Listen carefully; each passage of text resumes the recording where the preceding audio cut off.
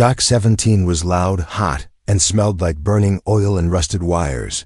It was a place where old ships came to die, and broken machines waited for someone to fix them. Most workers there were silent, tired, and always in a hurry. No one talked much, and no one asked questions. But that day, Grayson noticed someone strange among the crowd. He was fixing the cooling vents on an old freighter when he saw her, a small alien girl, dressed in an oversized brown hoodie, sweeping the floor. Near the fuel pipes, her hood covered most of her face, and she moved like she didn't want to be noticed. She was quiet, too quiet for a dock filled with shouting voices and banging metal.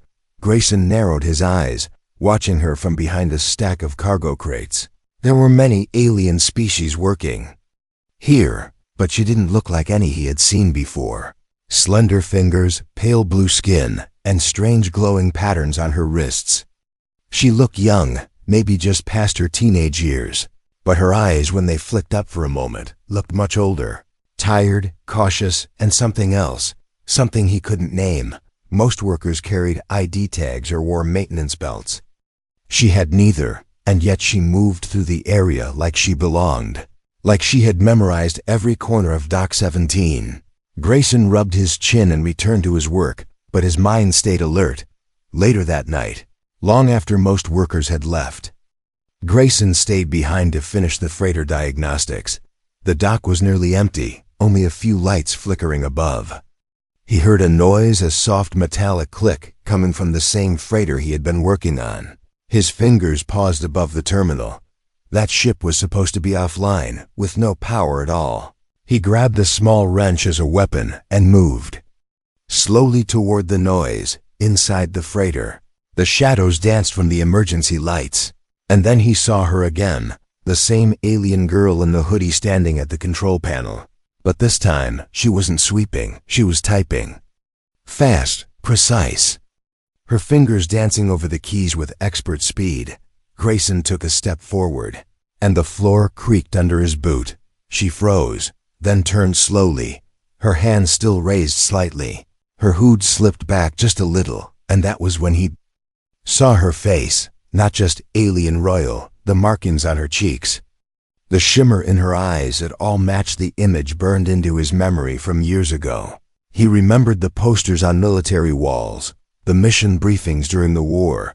That face belonged to Zerai, the missing daughter of the Aurelian High matriarch, the one who vanished after the peace treaty collapsed. There was a bounty on her head, 3 million credits, alive or dead. Grayson raised the wrench, confused. "Who are you?" he asked quietly. The girl's voice was soft, shaking slightly. "Please," she said, "don't call them. I'm not who they say I am." He didn't lower the wrench, but he didn't move either outside.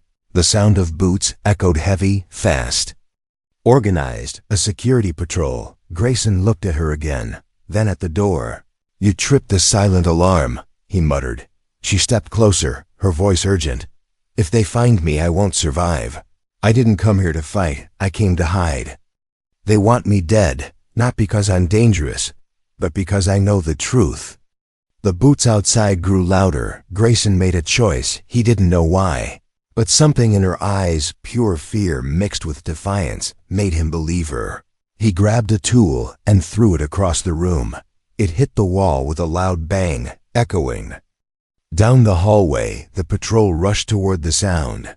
Away from the freighter entrance, Grayson turned back to her and said, "Come with me now." She hesitated, but followed, her hoodie pulled back over her head. They ran through side corridors, past flickering lights and rusted panels. Grayson didn't speak again until they were deep inside the junkyard area behind Dock 17. They stopped behind a broken engine casing, breathing hard. "You better start talking," he said. The girl looked at him and whispered, "My name is Zerai, and if you help me, you'll be helping stop the next galactic war." Grayson's eyes widened. He didn't expect that, but deep down, he knew nothing about this girl was simple, and whatever came next, his quiet life at Dock 17 was over. The night air on Dock 17 was cold and dry, filled with the hum of broken machines and faraway voices. Grayson led Zerai through the maze of rusted equipment, old ship hulls, and dark tunnels that only a dockworker like him could navigate. Every step they took was dangerous. Every shadow held the risk of being seen. Zerai didn't ask questions, didn't complain. She moved silently behind him, her hoodie pulled tightly over her glowing markings. Once they were deep inside a forgotten section of the dock, an area marked unsafe and closed to workers, Grayson stopped. He turned toward her, breathing heavily. "Start talking," he said, gripping a rusted pipe in his hand, just in case. "You said you're Zerai, the missing Aurelian princess. Why are you here, hiding like a worker?" Zarek looked up, the dim emergency light catching the shine of her eyes. "My mother thinks I'm dead," she whispered. "At least, that's what she told the galaxy. I escaped 2 years ago when I learned what she was planning." Grayson frowned. "Planning what?" "A war," she said, her voice tight with emotion. "A war that will destroy half the systems near the Terran border, and blame it all on rogue humans." Grayson's chest tightened. He had fought in the last Terran-Aurelian conflict, lost friends, nearly lost his mind. Now the thought of another war started on a line made his stomach turn. "And you expect me to believe this?" he asked. Zerai stepped closer, unzipping the front of her hoodie just enough to reveal a small silver disc strapped to her chest. "This," she said, "contains the encryption codes to shut down the Aurelian war fleet. I've been trying to find a way to send it out to the galaxy to prove the truth before it's too late. Why not give it to someone else?" Grayson asked. Zerai looked away. "I did," she whispered. "They're dead now." Silence fell between them, broken only by the distant sound of a shuttle lifting off. Grayson sighed, running a hand through his short hair. "You know the reward on your head could buy me a life on any planet I want," he said. Zerai didn't flinch. "I know," she replied softly, "but I also know you didn't turn me in when you had the chance." Grayson cursed under his breath. He hated being right. Something about her, about the way she didn't beg, didn't lie, didn't pretend, made him trust her, even if he didn't want to. "All right," he finally said. "What do you need?" Zera's shoulders relaxed slightly. "I need to reach a military relay satellite hidden in orbit around the dead moon Wraith 9. It was built during the last war, before the treaty shut down secret networks. If I can reach that relay, I can upload the truth to hundreds of systems in one burst." Grayson nodded slowly. He remembered Wraith 9. He had worked on it once, back when he wore a uniform and followed orders. "It's still there," he said, "but it's probably falling apart, like everything else the military abandoned." "I'll take that chance," Zerai said. Grayson glanced back the way they came. "The patrols will come back soon," he muttered. "And they won't stop next time. I have a ship," he added. "Old, slow, but hidden under junk in Bay 3. We'll need to reach it before sunrise." Zerai nodded. Then something caught Grayson's attention. Movement above, on the catwalks. A red laser dot appeared on the wall near them. "Down!" he shouted, grabbing Zerai and diving behind a fallen engine. A silent beam of plasma burned through the space they had just stood in. Someone had found them, not guards, bounty hunters. Grayson grabbed Zerai's hand and yanked her into a side. "Tunnel, change of plan," he growled. "We go through the underbelly route, less eyes, more danger." They ran through narrow ducts, climbed broken ladders, and ducked under collapsing beams. Behind them, the sound of quiet footsteps echoed. Someone was tracking them, fast, silent, professional. Grayson knew that rhythm. A hunter, not a soldier. In a quiet moment, Zerai whispered, "Why are you helping me?" Grayson didn't answer right away. He kicked open a hatch leading to a fuel pipe tunnel and motioned for her to crawl through. Then he looked her in the eye. "Because I've seen too many people die for lies," he said. "And maybe, just maybe, helping you is the first thing that makes sense in years." Zerai stared at him, not with gratitude, but something deeper, trust. Not many had earned that from her. Not since she ran from the palace. They slipped through the final tunnel and arrived At the edge of Bay 3, Grayson pressed his hand against a hidden panel, and the floor slid open to reveal a small, dusty starship. It wasn't pretty, but it was theirs now. As they climbed aboard, the ship lights flickered on. Zerai turned to him and said, "If we make it out alive, Grayson, you won't just save me, you'll save billions." He didn't reply. He just strapped himself into the pilot seat and powered up the engine, because deep inside, he had already made his choice. The starship roared to life with a cough and a deep mechanical hum. It was an old cargo shuttle, paint peeling, shields flickering, and engines that wheezed like an old man climbing stairs.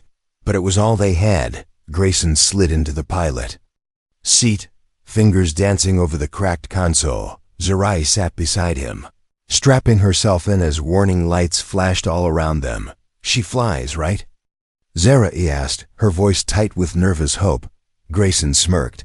"She falls more than flies, but I've patched her 100 times. Let's hope this is the 101st. The hangar doors creaked as Grayson activated the opening sequence. A long metal groan echoed as the roof panels parted, revealing a narrow view of the night sky above Dock 17. Just as they began to lift, a red light started blinking on the console. Grayson's face went pale. "Company," he muttered, outside. 3 black hovercrafts screamed across the yard. Bounty hunters, armed and fast. They'd traced Zerai's location faster than Grayson expected. He pushed the throttle, and the old ship groaned as it rose through the air. Lasers cut through the night, hitting the side of the ship. Sparks flew, alarms blared. But the shields weak as they were held. Inside the cockpit, Zerai's hands flew across a secondary console. She activated decoy flares, blasting false heat signatures behind them. It bought them a few seconds, just enough. The ship burst into the upper atmosphere, shaking violently. Grayson pulled hard on the controls, guiding the shuttle away from the city lights and toward the orbit path of Wraith 9. But they weren't alone. A sleek silver drone zipped into view, locking onto their tail. "Can we outrun it?" Zerai asked. Grayson shook his head. "No, but we can outsmart it." He flipped the ship into a sharp nosedive, spiraling through clouds and toward the industrial junkyard beyond Dock 17. The drone followed, firing short bursts of blue plasma. "Hold on," Grayson shouted, yanking the stick again. They plunged into a maze of abandoned starship parts, massive metal skeletons, rusting engines, broken antennas left to rot in the field known as the graveyard.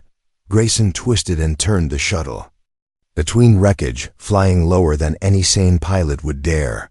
The drone closed in, too fast. But Zerai had already opened a side panel and connected her data drive to the ship's I. "Give me manual access to the rear thrusters," she said quickly. Grayson nodded, trusting her now more than he trusted his own instincts. With a flick of her fingers, she overloaded the back engine for just a second, enough to release a heat burst. The drone locked onto the signal and fired right into a rusted fuel tank. Floating beside them, the explosion tore through the sky, knocking the drone off course and slamming it into a derelict cruiser. It burst into sparks and vanished into flame. Inside the cockpit, silence returned, broken only by their heavy breathing. Grayson finally exhaled. "Nice trick," he muttered. Zerai gave a small smile. "Guess I learned a few things while on the run." As they climbed back into orbit, the stars spread wide before them. But the damage was done. Multiple systems were failing, and fuel levels were dangerously low. Grayson checked the nav system. "Best we can do is a short jump," he said.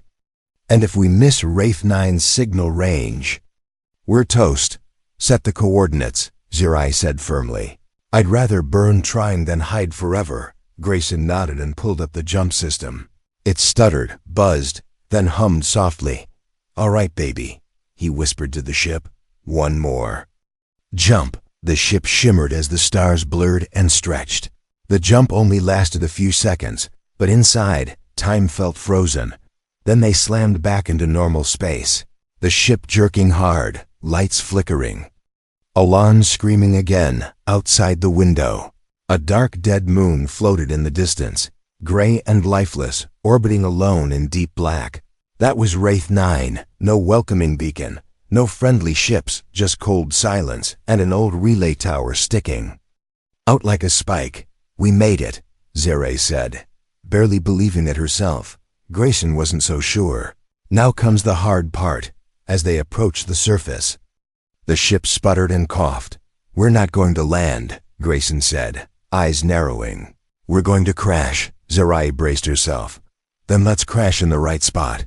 The ship dived through the thin atmosphere, flames licking the sides. Grayson guided it with all his strength, steering it toward the relay station marked in old military coordinates. The ship slammed into the surface, skidding across the rocky plain. Metal screeching, engines dying. Dust settled, smoke curled into the air. But they were alive. Zara coughed and sat up, eyes wide as she looked through the cracked window. The relay tower stood tall in the distance, still silent, still standing. Grayson leaned against the wall, blood on his lip, but a grin on his face. "Welcome to Wraith 9, he muttered. "Let's see if that message of yours is worth dying for." The silence on Wraith 9 was deep and heavy. Not the quiet of peace, but the quiet of something forgotten. Grayson stepped out of the broken shuttle first, his boots crunching on cold rock and metal dust. The wind didn't blow here, and the sky above was black, no stars. No noise, only emptiness. Behind him, Zere climbed out, clutching her data disk tightly to her chest. The relay tower was still standing tall, rusted, and half buried in moon dust. "That's it," she said quietly. Grayson nodded, wincing from the pain in his ribs. "Come on," he muttered. "Before someone else gets here." They walked across the open surface, boots sinking into fine gray soil. The tower looked dead. No lights, no sounds, no movement. But Zere remained hopeful. "It was built during the last war," she said, "designed to activate. Only for military codes. If I can connect, I can broadcast everything." Grayson didn't reply. He was scanning the area, his instincts twitching. Something was off. Inside the relay entrance, the air was stale and dry. The walls were covered in old wires, hanging panels, and blinking lights that barely glowed. It smelled of burnt circuits and time. "This place looks worse than I remember," Grayson muttered. Zere walked past him, placing her hand on a scanner panel. A soft light blinked red, then yellow, then green. The door opened with a creak. Grayson raised an eyebrow. "How'd you know that would work?" Zara counted and looked back. "My fingerprint was registered when I was still a royal," she replied. "They never erased it." They stepped inside the main chamber round, with a tall central pillar that once connected to orbiting satellites. Now it sparked and flickered like a dying candle. Zere moved quickly, connecting her disk to the main terminal. Grayson stood guard by the entrance, holding a plasma pistol he pulled from the emergency kit, just in case. The screen lit up, blue lines running across it. "System partially online," the computer voice said in a broken tone. Zere typed fast. "I'm accessing the core memory," she said, "but the tower's power source is unstable." Grayson walked over to a side panel and kicked it open, revealing the backup power supply. "It's cracked," he said, "but maybe I can boost it long enough." He rolled up his sleeves, hands moving through wires and circuits like second nature. "Let me guess," Zere said with a small smile. "You used to fix things like this in the army?" "Something like that," Grayson replied. "I got good at keeping things alive that should have died long ago." The screen flashed green again. "Upload ready," Zere said, her voice shaking slightly. "This is it, Grayson. When I send this, every major outpost, every neutral system, even the Aurelian citizens, they'll all know the truth." Grayson paused, looking at her seriously. "You sure? This will paint a target on your back that'll never go away." Zere looked him straight in the eye.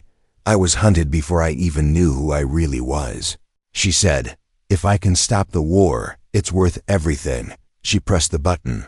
The screen glowed, and the tower began to hum a low vibration that grew louder.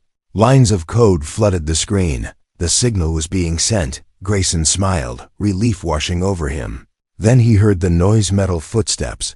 He turned toward the door. Raising the pistol, "Zerai, we've got company." From the shadows of the hallway, 3 figures stepped forward. Not soldiers, not bounty hunters. They were Aurelian royal guards, armored in black and gold, eyes glowing red. "Step away from the console," the leader said in a mechanical voice. Zara froze. "You were followed," Grayson said bitterly. Zara shook her head. "No," she whispered. "They were already here." The guards stepped into the room slowly, weapons raised. "Deactivate the signal," the leader ordered. "No," Zara said calmly. "You'll have to shoot me." Grayson fired first.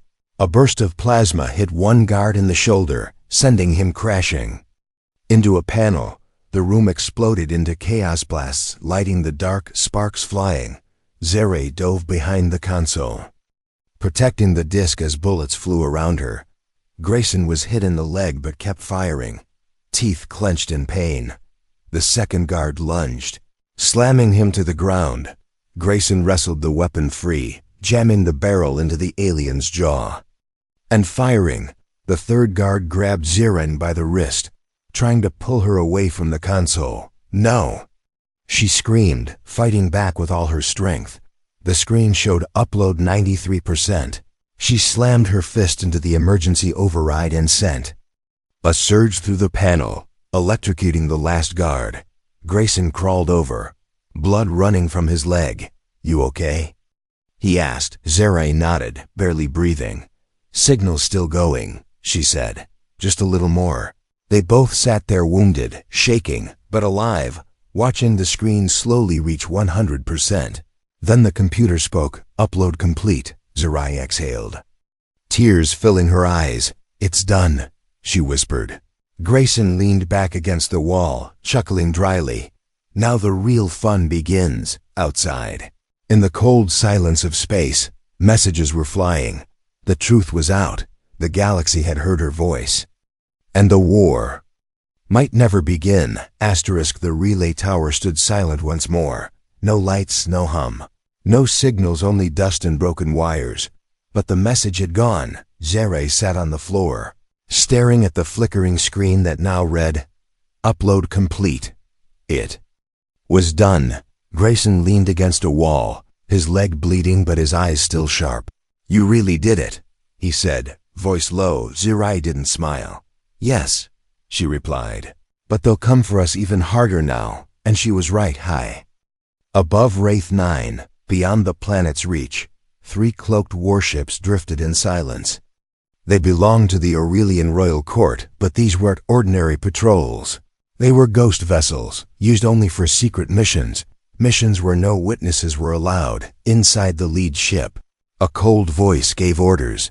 "The transmission is out," said the commander, staring at the signal trail.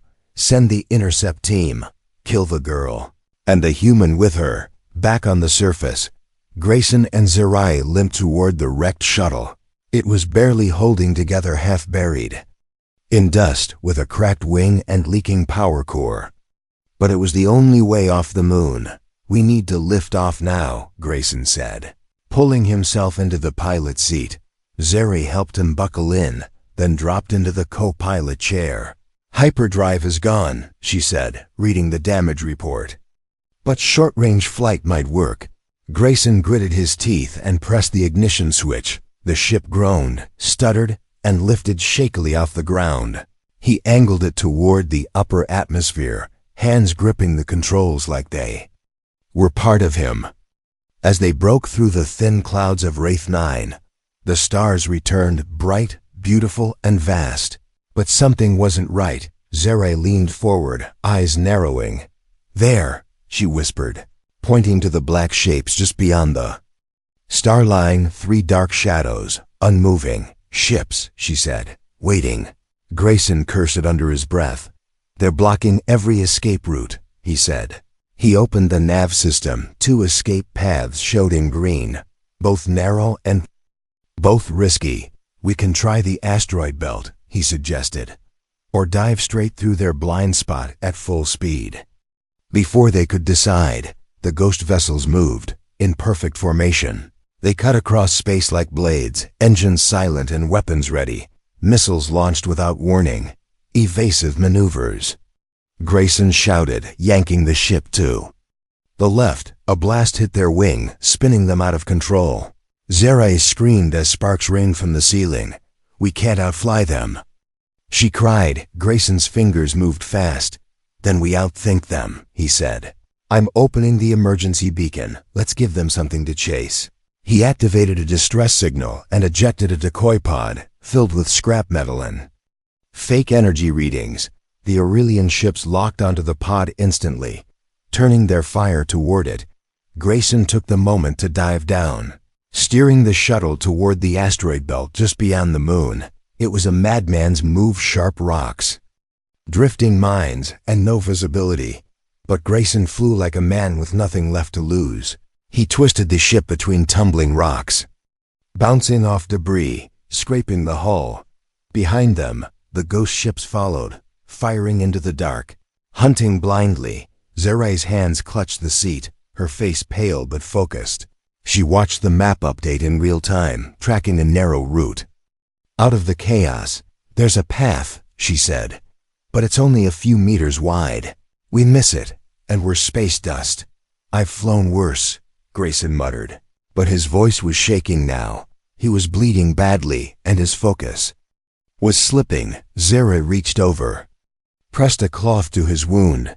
"You're losing too much blood," she said. Grayson shook his head. "I'll lose more if we don't make it." The ship spun again, a large rock slamming into their tail. Alarms screamed, and the reactor dropped to critical. "Zerai," Grayson said, his voice quiet now. "If I don't make it, don't." She cut in sharply. "You're not dying, not after everything." But in her heart, she knew he was fading, and without him, she couldn't fly this ship. She had to act. Zerai connected her data disk into the flight control, overriding the autopilot. Her eyes scanned fast, fingers typing commands she remembered from her time in the palace. She had learned how to fight, how to run, and now how to fly. The ship leveled, pulling through the narrow gap in the asteroid belt. Behind them, one of the ghost ships miscalculated and slammed into a drifting rock, exploding in a flash of fire.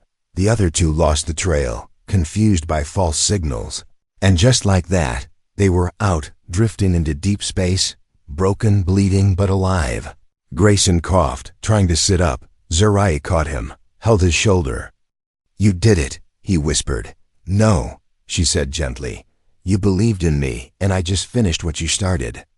She wrapped his arm over her shoulder, guiding him to the med bay, outside the window. The stars blinked, unaware of the two fugitives who had just cheated death again. But far behind them, in the wreckage of Wraith 9 and the destroyed ghost ship, a new signal began to pulse, one that didn't belong to Zerai or the Aurelians. Something older and still watching. The stars ahead shimmered like diamonds, but inside the small ship, all that shimmered was blood and broken metal. Grayson lay strapped to the med bed, his face pale, his breathing shallow. Zerai sat beside him, wiping sweat from his forehead with a piece of cloth. Every now and then, his eyes fluttered open, then shut again. He had lost too much blood during the escape. "I need to find help," she whispered to herself. But where? Their ship's fuel was almost gone, the life support was weakening, and the comms system had been fried by a glancing blast in the asteroid belt. She had only one thing left: hope. And the faint signal pulsing from deep space. Zerai turned back to the main console and traced the signal again. It had appeared after the explosion of one of the ghost ships. Not Aurelian, not Terran, not anything she recognized. But it was steady, repeating a phrase in an old dialect. Echo Point 7. Rebellion lives.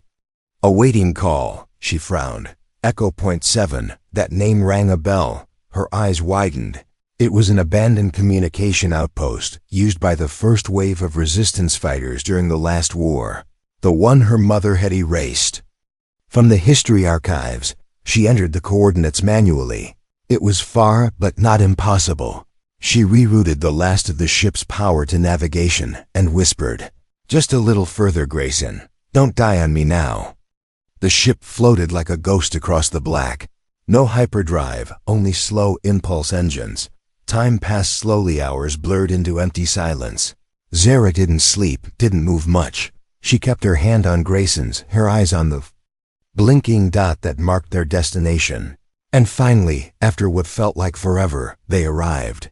Floating before them was a massive black station built into an asteroid. No lights, no guards, no traffic, just dead silence. But the signal was still calling. Zere brought the ship in close and activated the docking clamps. The ship hissed and groaned as it locked into place. She looked at Grayson one more time, touched his face, then grabbed the data disk and stepped out. The station was cold, too cold. Her boots echoed as she walked through the empty corridors lit only by flickering backup lights. Screens lined the walls, cracked and faded. She followed the signal deeper, until she found it, the control chamber, inside. A single glowing screen remained active. On it were the words, "Welcome, Zerai." Her heart skipped. "How does it know my name?" She whispered. Then a voice, synthetic, yet strangely warm, echoed in the room. "Welcome, daughter of rebellion." Zerai froze. "That's not my name," she said quickly. "I never joined any rebellion." The voice replied, "But your message did. You sent the truth, and the galaxy listened." The walls lit up, revealing dozens of holograms, faces, logos, battle maps, messages flooding in from outer systems. Rebels, exiles, neutral governments, even some Aurelian defectors. They had received her signal, and they believed it. "This is your army now," the voice said. "They wait for a leader." Zerai stepped back, shaking her head. "No, I'm not a leader," she said. "I just wanted to stop a war. I don't want to rule anything." "But you lit the fire," the voice answered. "And now the galaxy looks to you for light." Behind her, the door hissed open. Grayson stood there, leaning against the frame, pale and weak, but smiling. "I knew you'd find something." "Here," he said. "You always do." Zere ran to him, helping him walk to the console. "How are you even standing?" she asked. "I've had worse," he replied with a chuckle. "Besides, I didn't want to miss the part where you become the voice of the rebellion." "I'm not," she said, shaking her head. "I can't be." Grayson looked at her gently. "You already are." A loud beep cut through their moment. One of the screens flashed red. An emergency message, encrypted but strong. Zere tapped it open, and her face went cold. Aurelian Command had issued a universal kill order, her name, Grayson's, and the names of every system that opened the signal. No trials, no warnings, just death. "They're scared," Grayson said, reading over her shoulder. "Means we're winning." Zerai turned back to the screen and pressed her hand on the console. "I want to send one more message," she said. "To everyone who listened, everyone ready to fight," the voice of the station replied. "Channel open." Zerai stood tall, her voice calm but strong. "To all systems," she said. "My name is Zerai, daughter of Aurelian blood, but no longer bound by its lies. We have the truth. We have the courage. And now we take back the stars." The signal pulsed, spreading again like fire. And far away, on dozens of worlds, people raised their heads. Hope was alive again, back in the station. Grayson leaned against the wall, his smile tired but proud. "You?" "No," he said. "When I first saw you, I thought you were just a quiet worker." Zura smiled. "And you were just a broken human hiding in a dock." They both laughed softly. Now they were leaders of something much bigger, and they weren't done yet. The stars were no longer silent. They were alive with whispers of rebellion, waves of resistance, and the cries of people who were ready to fight back. Zere stood before the main console of Echo Point 7, her face calm but her heart racing. Beside her, Grayson leaned heavily against the wall, still healing, still in pain, but refusing to rest. Messages flooded the screens around them, one after another. System after system responding to her call. Some offered safe haven, some sent weapons. Others just hope. It was enough. But as the light of rebellion grew, so did the shadow that followed it. The Aurelian Empire was moving. Fast, brutal, and without mercy. 3 fleets, Grayson muttered, scanning the new data coming through. The long-range sensors, not patrol's full military power. They're coming for this station. Zerai's hands tightened into fists. She knew her mother well. The High Matriarch didn't believe in second chances. She would burn Eco Point 7 from the sky before allowing the truth to survive. Zera turned to Grayson. We don't have weapons strong enough to hold them off. We need time, just a few minutes more to finish the signal transfer to the outer systems, Grayson nodded. I'll buy you that time. No, Zeri said quickly, stepping forward. You're barely standing. You've done enough. Grayson looked at her, his expression serious. You gave the galaxy a reason to fight, he said. But someone still has to hold the door. Zerai stepped closer, her voice soft but firm. Then we hold it together. He stared at her for a long moment, then nodded slowly. Together, the next hour moved like lightning. They rerouted the power core, activated the station's old defense grid, and deployed every drone they could bring back online. Zerai continued the data transfer, sending full archives of royal orders, war plans, and hidden secrets to planets across the stars. Grayson watched the sensors, counting the minutes until the enemy arrived. And then, the warning siren screamed. Aurelian fleet incoming to -5 minutes. Zerai took one last look at the console. Transfer at 89%, she whispered. Still not enough. Grayson took a breath and turned toward the launch bay. There's a signal booster satellite stored in the old launch tube, he said. If we can launch it manually, it'll boost the final signal through the block they're building. It's a one-way trip, Zerai said. He looked back, smiled. I've made peace with that. But before he could move, Zerai stepped in front of him. No, she said. I'll go. Grayson blinked. Zerai, you gave me a chance to speak, she said softly. Let me make it matter. You said you'd hold the door. Now let me open one. Grayson wanted to argue, but he saw it in her eyes. She had made her choice, the same way he once had. Back in Dock 17, she turned, ran toward the old launch chamber, carrying the data drive in one hand. Behind her, Grayson returned to the defense controls, activating the drone barrier and priming the station shields. Outside, the stars lit up with flashes of movement. The Aurelian fleet had arrived. Warships moved into position, cold and merciless. A voice rang out across the comms. This is Matriarch Asera of the Aurelian Empire. Lay down your systems and surrender the traitor. Grayson opened the mic. She's not a traitor, he said, voice steady. She's the future you were too blind to see. The fleet didn't answer with words, only with weapons. Beams of plasma fired, shaking the station.